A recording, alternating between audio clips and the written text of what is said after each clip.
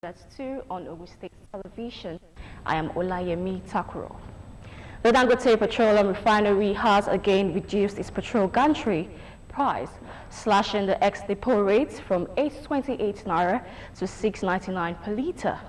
Real-time market data published on petroleumprice.ng showed that the refinery implemented another major downward review, cutting the premium motor spirits benchmark price by 129 naira per litre, a 15.58% reduction. An official of the refinery who spoke to newsmen online on condition of anonymity because he was not authorized to comment publicly also confirmed the adjustment. The new price took effect on December 11, 2025, marking the 20th petrol price adjustment announced by the refinery this year. House of Representative members has closed approving any form of government subsidy for airline operators as a way of reducing airfare during the Yuletide. But the Green Legislative Chamber urged the federal government to cut by 50% the various airport fees, which the operators say account for rising airfare and upward push on operational costs. In a resolution following a motion by Obina Guocha on the exorbitant rise of airline tickets and the consequential impact on security of lives, the lawmakers sought for the establishment of a transparent assessment mechanism to create a system to determine the true minimum necessary operational cost for airlines throughout the Yuletide season. The lawmaker said the insatiable pursuit of profit should not come at the expense of the cultural bond that define us as Nigerians, adding that by temporarily reducing fares during this critical period. The Ogun State Head of Service, Kehinde Onosoya, has congratulated the chairman of the State Council of the Nigeria Union of Journalists, Comrade Wale Olarinwaju, on his re-election into office. Onosoya equally congratulated other members of the new executive committee for getting another 3 years to run the affairs of the Ogun NUJ. In a statement, Onosoya described the renewed mandate as a validation of the trust reposed in their leadership, which resulted from the steady progress and achievements recorded during the past 3 years in office. He, however, notes that the fresh tenure offers a valuable opportunity for the team to consolidate on the gains achieved earlier and to deepen the impact of their work across the council. He advised that it is important to approach the next phase with a spirit of inclusion and collaboration, urging the new excos to reach out to the other team that contested in the election with the aim of strengthening unity within the union and enhancing collective purpose. A new chapter has opened in the Nigeria Union of Journalists, Ogun State Council, as members elected a fresh leadership to steer the affairs of the union for the next 3 years. The newly sworn-in officials pledged to uphold the ethics of the profession and justify the confidence reposed in them. The election, held at Iweruin NUJ Secretariat in Abeokuta, brought journalists together from various chapels to participate in the democratic process. Our reporter, Margaret Okulola, was there. In its 3-year tenure, the Ogun State Council of the Nigeria Union of Journalists gathers at the Iweruin Secretariat to elect new officers.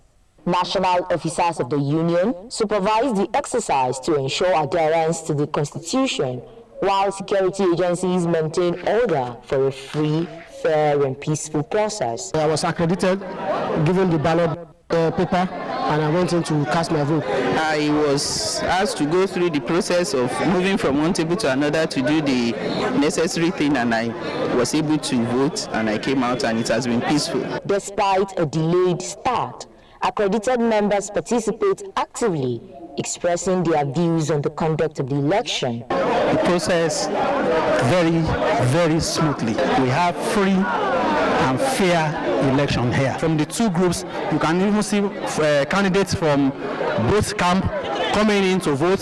So it means that, of course, it's something that is so peaceful. So we give kudos to the electoral committee. If they have not managed it well, we won't have voted at all. That will be free for all fights. But they've been able to allow reason to prevail. That is why the process, to me, has been commendable. At the conclusion of voting and sorting, Bumi Adugun of the Ogun State Television Chapel emerges as secretary with 153 votes, while Lukman Adefeso becomes financial secretary with 161 votes. Other positions, being unopposed, are declared valid in line with NUJ election guidelines. It is Ogun that have decided. We only came here to support them and to authenticate what they have done. It is the vote of the people from Ogun Council. I am from Ekiti, though I am the one supervising the Southwest, all the Yoruba speaking states. So I am only here to authenticate and to authorize what they have done. They made the votings. I only announced what they have voted. The newly sworn-in officials express appreciation for the trust placed in them and pledge to serve with integrity, accountability, and professionalism. With the support of our people, with their ideas that they are going to also continue to share with us, we know that we are going to give a better Ogun NUJ. We want to appreciate our members. We want to appreciate those who stood in the sun and in the rain to vote for us. This time around, people have spoken. We are back, and I want to assure you, from tomorrow, we will continue to work. The new leadership is expected to administer the affairs of the Ogun NUJ for the next 3 years. Margaret Okunola, OGTV News. Members of the Ogun State House of Assembly were in Ibadan for a retreat to review the 2026 appropriation bill earlier presented by Governor Dapo Abiodun. The retreat brought together lawmakers and key members of the executive to interrogate the components of the proposed budget, sector by sector, with the aim of strengthening fiscal planning and ensuring improved service delivery in the coming year. Following the presentation of the 2026 budget, lawmakers of the Ogun State House of Assembly, led by Speaker Right Honorable Oludaisi Elemide, are in Ibadan, the Oyo State capital, for a retreat to examine the main components of the proposal across all sectors. Declaring the retreat open, Speaker Elemide says the exercise is designed not only to review figures, but also to deepen institutional capacity, enhance collaboration between the legislature and the executive, and strengthen the Assembly's commitment to modern, accountable, and service-driven governance. He urges members to be thorough in their oversight responsibilities and remain mindful of public expectations, noting that constituents demand greater transparency, better project facilitation, and more tangible development outcomes. Our charge is clear: to apply our legislative experience, institutional knowledge, and collective commitment to ensure that the 2022 budget is implemented. Presenting an analytical review of the 2026 budget estimates and the performance of the 2025 fiscal year, the Chief Economic Advisor and Commissioner for Finance, Dapo Ogunbadejo, represented by the Commissioner for Budget and Planning, Olaolu Olabinton, explains that the 1.667 trillion naira proposal is ambitious, data-driven, and geared towards accelerating economic growth, human capital development, and sustainable infrastructure. In his fiscal breakdown of the 2026 budget, Commissioner Olabinton states that the expected outcomes cut across economic, social, and governance sectors. We are going to be funding it principally from 3 areas: internal generated revenue, capital receipts, and FGN receipts, revenue generating agencies. We are going to be relying on you. We are going to be expecting you to stand up to the task and do the best that you can so that we will meet our revenue targets. He added that the state's medium-term revenue strategy is anchored on data-driven analysis rather than arbitrary projections, and calls on all revenue-generating agencies to strengthen their performance to meet set targets. On his part, the State Accountant General, Mr. Tunde Aregbeshola, represented by Mr. Olalekan Taiwo, presented a detailed breakdown of the state's financial outlay, including the debt profile, internally generated revenue, FAAC inflows, grants, and other revenue components for both the 2025 performance and the 2026 projections. Also speaking, the Commissioner for Works and Infrastructure, Engineer Ade Akinsonya, outlined major infrastructural projects slated for next year, including road construction across all 20 local government areas and 3 senatorial districts, as well as the construction of a new conference center, among other projects. State lawmakers disagrees with Governor Siminalayi Fubara on his claims that some elders were frustrating his meeting with them. Assembly Speaker Martins Amewule, who spoke in Port Harcourt, the state capital, described as disparaging the governor's assertion that Federal Capital Territory Minister Nyesom Wike failed to fulfill his promise of arranging a meeting between him and the legislators. Amewule said the lawmakers met with governor many times after the emergency rule, but Fubara refused to implement the decisions reached at the peace gathering. Countering the governor for failing to show leadership, Amewule said Fubara had no reason to attack the minister and Alabara. The speaker regretted that the assembly was in the dark about the actions of the governor and that Fubara had been spending money without the approval of lawmakers.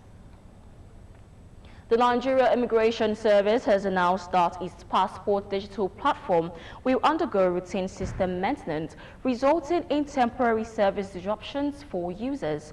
NIS said the maintenance window will run from 12 a.m. on 12th of December to 6 a.m. on December 14th, 2025.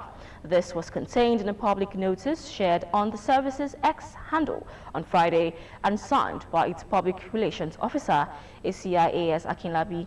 According to the statement, the exercise is aimed at enhancing system performance and improving overall user experience.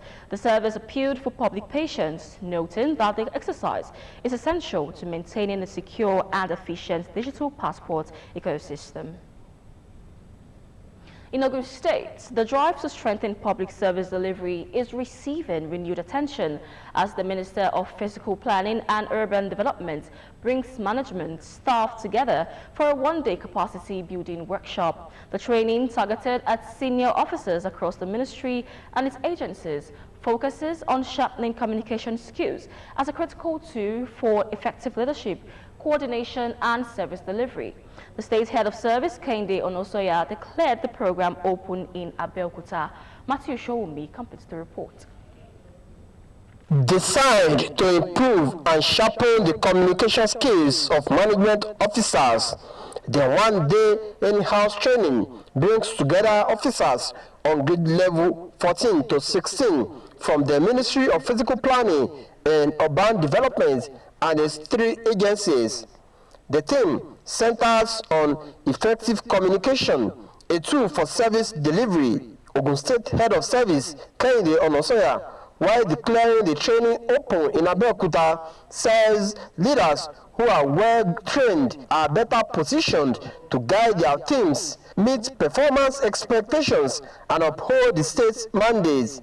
He notes that continuous training creates a more competent workforce and builds a solid foundation for the future of governance in the state. The quality of guidance provided by senior officers shapes the work culture and general direction of any department or agency. This is why renewed investment in the capacity of senior officers is very, very vital.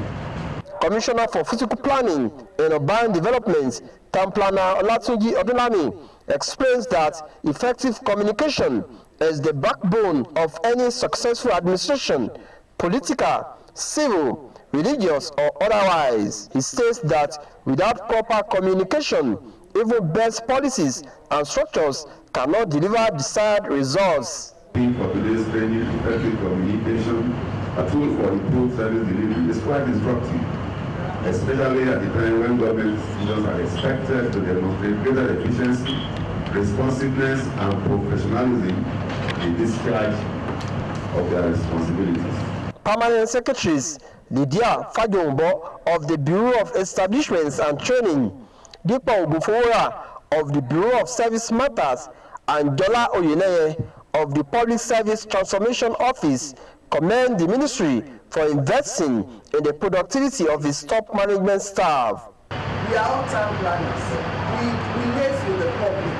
We are the face of the government to the public. It's one of the ministries that the head of service will not have to come and start saying that, okay, let us help out with this and all that. The session later moved into a technical segment where participants received practical training on effective communication and the production of official documents. Matthew Shomi, OGTV News. A riot act has been read to local contractors bidding for a total of 150 projects costing over 3 billion naira in Ogun State.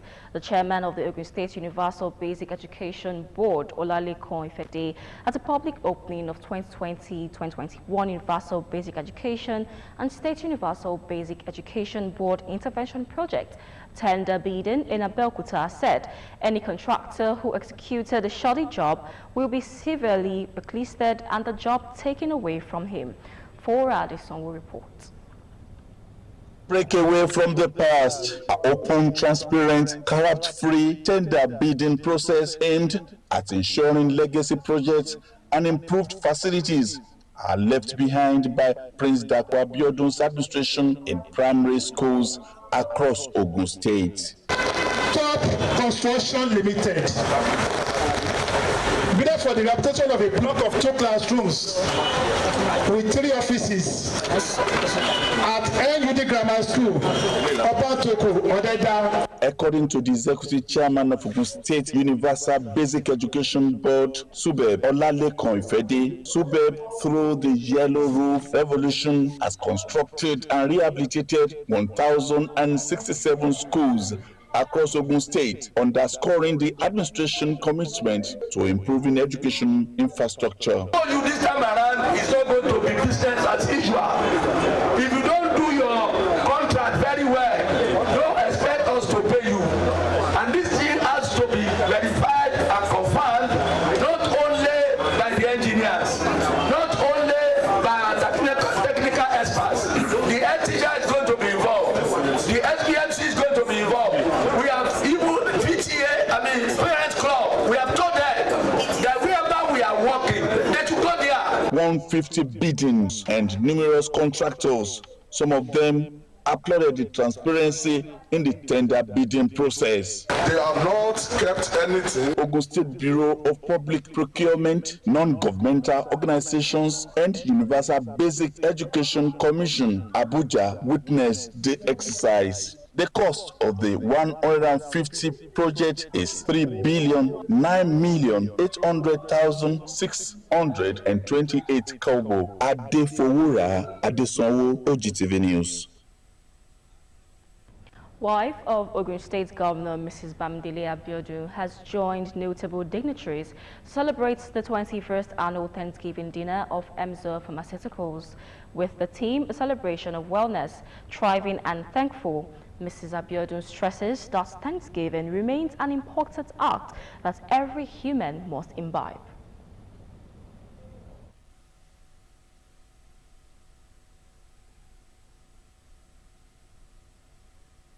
The theme for this year's celebration of wellness, thriving and thanking, is not just timely, but deeply resonates with the core values of progress, gratitude, and good health that we champion in Ogun State. Wellness isn't the mere absence of disease. It encompasses a state of holistic well-being, physically, mentally, and socially, that allows an individual and a community to truly thrive. Abiodun emphasizes the dedication and commitment of the pharmaceutical firm over the years. Recognize that the private sector is the engine of economic growth and the primary driver of job creation. We pledge to continue fostering a climate where pioneering companies, especially those in the critical healthcare sector, notable dignitaries, including wife of Abia State Governor Mrs. Priscilla Oti, wife of former President of Nigeria, Chief Bola Obasanjo, royal father, as well as captains of industries across all walks of life. Towards ensuring access to reliable and renewable electricity to close the gaps between children in rural and urban centers, the Women in Renewable Energy Association, YRA, have donated solar lamps to students in rural areas of Ogun State. This move was flagged off at Alaba Lawson Group of Schools, Kuto, Abeokuta. Olatunde Davis has details of the reports presented from our studio. An innovation aimed at bridging the gap between students who have access to constant power supply and those who don't led the Women in Renewable Energy Association of Nigeria, YRA, to donate solar lamps to students in rural areas. Flagging off the exercise at Alaba Lawson Group of Schools had the wife of the Ogun State Governor, who was also the special guest, Mrs. Bamidele Abiodun, the national president of the association, Chief Dr. Mrs. Nana Ukuribido, as well as the association state coordinator, Ambassador Shoyebi Abiodun, in attendance. The wife of the Ogun State Governor, Mrs. Bamidele Abiodun, in her speech, commended the association for coming up with such exercise, stating that the provision of solar lamps to students is an investment in the education and an opportunity for less privileged.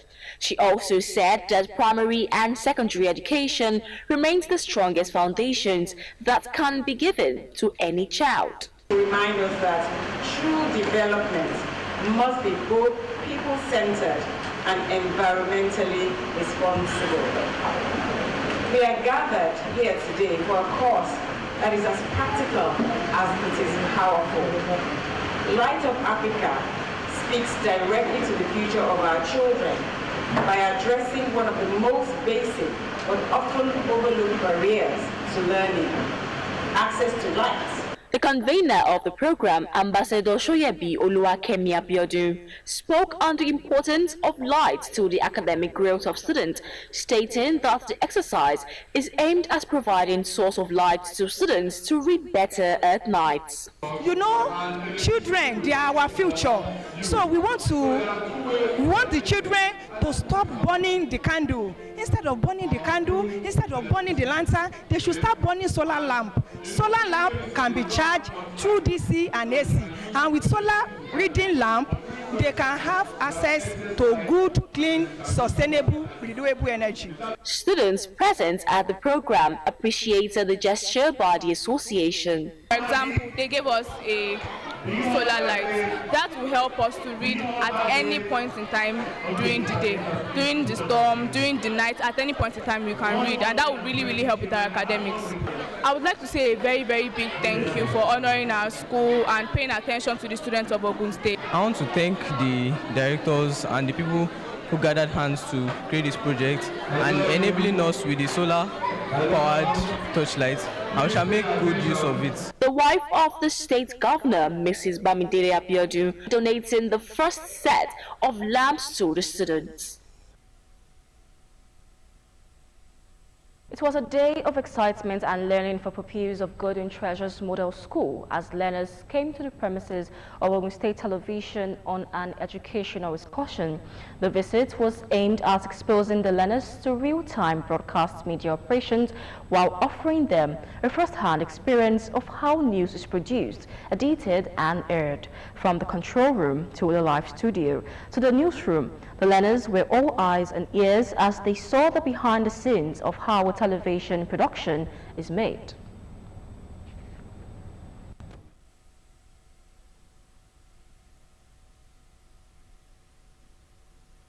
When I heard that you are coming to the Ogun State Television, I was happy. I learned how to make news and how they show the news on the monitor. I felt so happy today to come to this OGTV. I've never been here before, So they explained very well to us, and I've never learned all what I saw here today. I've experienced a lot of things today.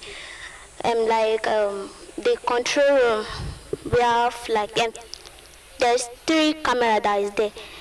Then we have one robotic camera there, and I've never experienced that before. It was a day of various discovery, not only for the young minds, but also for their head of school educator, Omolade Omishola, at the Ogun State Television.